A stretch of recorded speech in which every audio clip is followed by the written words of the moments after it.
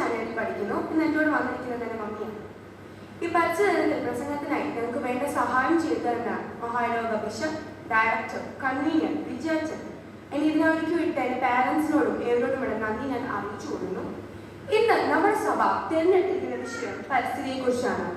എല്ലാ വർഷവും ജൂൺ 5 ലോക പരിസ്ഥിതി ദിനമായി നാം ആചരിക്കുന്നു. 1992 മുതൽ CSI സഭ പരിസ്ഥിതി സംരക്ഷണം സഭയുടെ ദൗത്യത്തിന്റെ ഭാഗമായി പ്രഖ്യാപിച്ചു. CSI മണ്ഡീകരണ മഹായിടവക ഈ വർഷം കാലാവസ്ഥാ നീതി ദശകം ഡിക്കേഡ് ഫോർ ക്ലൈമറ്റ് ജസ്റ്റിസ് ഉദ്ഘാടനം ചെയ്യുകയുണ്ടായി. ഈ പശ്ചാത്തലത്തിൽ പ്രകൃതിയിലൂടെ ദൈവത്തിന്റെ ശബ്ദം ശ്രവിക്കുക, listening to God's voice through nature എന്ന ചിന്തയാണ് നാം പങ്കുവെക്കാൻ പോകുന്നത്. ഇന്ന് നമ്മുടെ ചിന്തയ്ക്കായി നൽകിയിരിക്കുന്ന വേദഭാഗങ്ങൾ പ്രകൃതിയും ദൈവവും തമ്മിലുള്ള ബന്ധത്തെക്കുറിച്ചാണ്.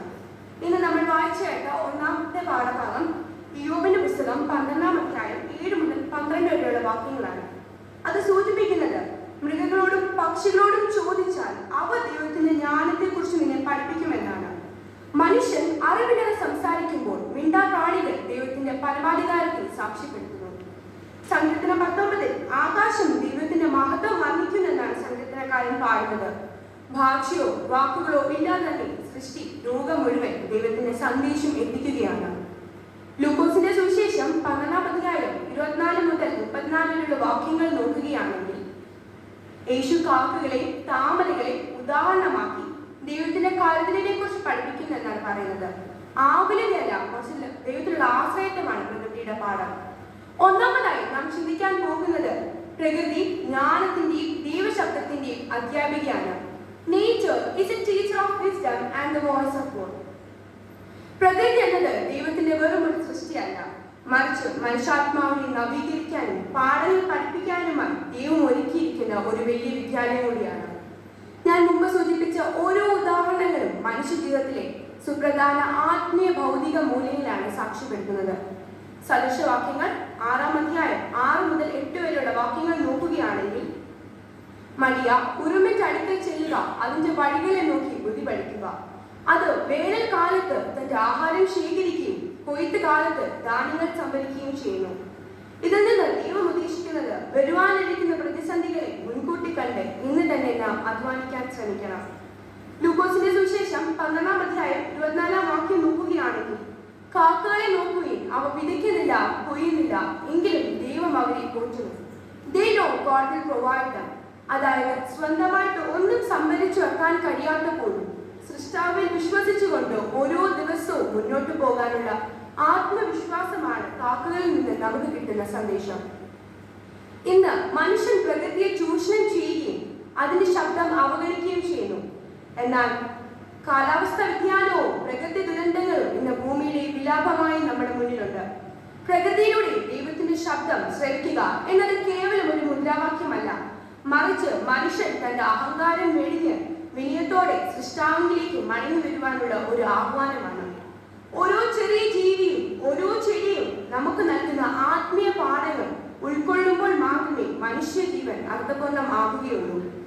രണ്ടാമതായി പ്രകൃതി ദൈവത്തിന്റെ താളം വെളിപ്പെടുത്തുന്നു. Nature reveals the rhythm of God. സൃഷ്ടിയിൽ ദൈവത്തിന്റെ താളമുണ്ട്. മൺസൂൺ, ഋതുക്കൾ, നദികൾ, മലകൾ ഈ സന്തുലിതാവസ്ഥ തകരുമ്പോൾ ദുരന്തങ്ങൾ വർദ്ധിക്കുന്നു. ഈ ചിന്താശകലം പരിസ്ഥിതി ദൈവശാസ്ത്രത്തിന്റെ ഏറ്റവും പ്രസക്തമായ ഒരു സത്യത്തെയാണ് വെളിപ്പെടുത്തുന്നത്. ശാസ്ത്രം ഇതിനെ കാലാവസ്ഥാ വിജ്ഞാനം എന്ന് വിളിക്കുമ്പോൾ ആത്മീയത ഇതിനെ ദൈവിക ക്രമത്തിന്റെ ലംഘനം എന്നാണ് വിശേഷിപ്പിക്കുന്നത്. ഭൂമിയെ കാത്തു സൂക്ഷിക്കാൻ ഏൽപ്പിക്കപ്പെട്ട മനുഷ്യൻ അതിന്റെ ഉടമസ്ഥനായി ചമയുന്നിടത്താണ് അഹങ്കാരം തുടങ്ങുന്നത്. ഈ അഹങ്കാരമാണ് ദൈവിക താളം തകർക്കുന്നത്. ദൈവത്തിന്റെ താളത്തിൽ ജീവിക്കുക എന്നാൽ പ്രകൃതിയോട് ഇണങ്ങി ജീവിക്കുക എന്നാണ് അർത്ഥം. ചെടികളും മൃഗങ്ങളും മനുഷ്യരും ഒരു ചങ്ങലയിലെ കണ്ണുകൾ പോലെയാണ്. ഒരു കണ്ണി തകരുമ്പോൾ മുഴുവൻ ഐക്യവും നഷ്ടപ്പെടുകയാണ്. ഭൂമിയെ സംരക്ഷിക്കുന്നത് വെറും ഒരു സാമൂഹിക പ്രവർത്തനമല്ല, മറിച്ച് ഒരു ആരാധനയാണ്. നാം പരിസ്ഥിതിയെ സംരക്ഷിക്കുമ്പോൾ മലിനീകരണം കുറയ്ക്കുമ്പോഴും തകർന്നു പോയ ആ ദൈവിക താളത്തെ പുനഃസ്ഥാപിക്കാനാണ് നാം ശ്രമിക്കുന്നത്. ചുരുക്കത്തിൽ പറയുകയാണെങ്കിൽ പ്രകൃതിയുടെ മുറിവുകൾ മനുഷ്യന്റെ ആത്മീയ വീഴ്ചയുടെ പ്രതിഫലനമാണ്. വിനയത്തോടുള്ള മടങ്ങിപ്പോക്ക് മാത്രമാണ് ഭൂമിയുടെ ഐക്യം വീണ്ടെടുക്കുവാനുള്ള ഏക വഴി. മൂന്നാമതായി സൃഷ്ടി പുതുക്കലിന്റെ പ്രത്യാശ പ്രഖ്യാപിക്കുന്നു. റോമർക്കെഴുതിയ ലേഖനം 8-ാം അധ്യായം 22-ലും വെളിപ്പാട് 22-ലെയും വചനങ്ങൾ ചേർത്ത് പിടിപ്പിക്കുമ്പോൾ ക്രൈസ്തവ പരിസ്ഥിതി ദർശനത്തിന്റെ ഏറ്റവും പ്രത്യാശ നിർഭരമായ വശമാണ് നമുക്ക് ലഭിക്കുന്നത്. പ്രകൃതി ഇന്ന് അനുഭവിക്കുന്ന കഷ്ടതകൾ ഒരു അവസാനമല്ല, മറിച്ച് ഒരു പുതിയ തുടക്കത്തിന്റെ സൂചനയും കൂടിയാണ്.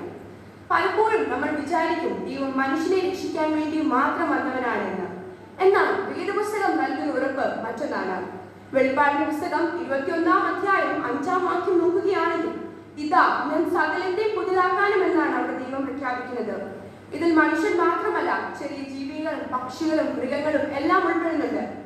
നോഹയുടെ കാലത്ത് ദൈവം വില്ല് ആകാശത്ത് വെച്ചത് മനുഷ്യനോട് മാത്രമല്ല, ഭൂമിയിലുള്ള സകല ജീവജാലങ്ങളോടുമുള്ള തന്റെ ഉടമ്പടിയുടെ അടയാളമായിട്ടാണ്.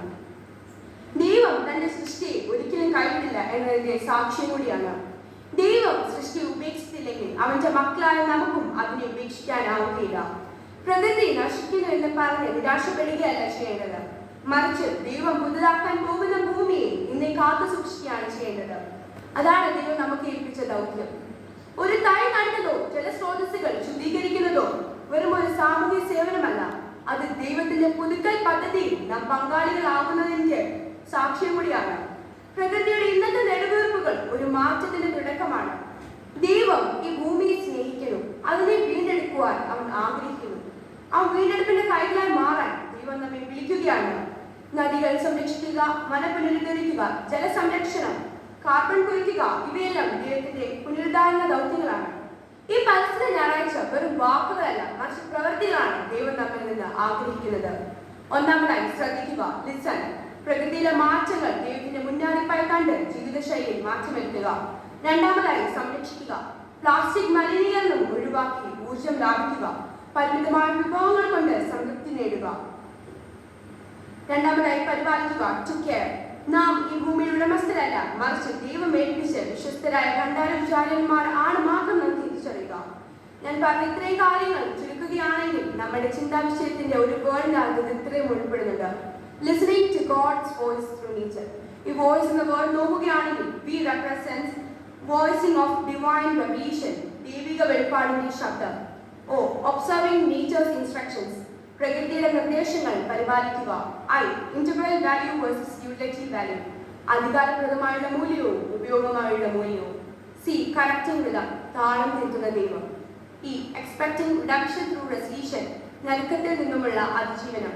സൃഷ്ടി നമ്മളോട് സംസാരിക്കുകയാണ്.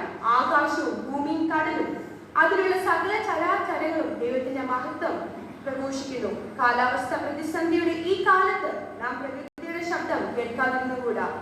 അമിത ഉപഭോഗത്തിന്റെ സംസ്കാരം വെടിഞ്ഞ് തന്നെ ദൈവത്തിന്റെ സൃഷ്ടിയോട് ആദരവുള്ള ഒരു തലമുറയായി നമുക്ക് മാറാം.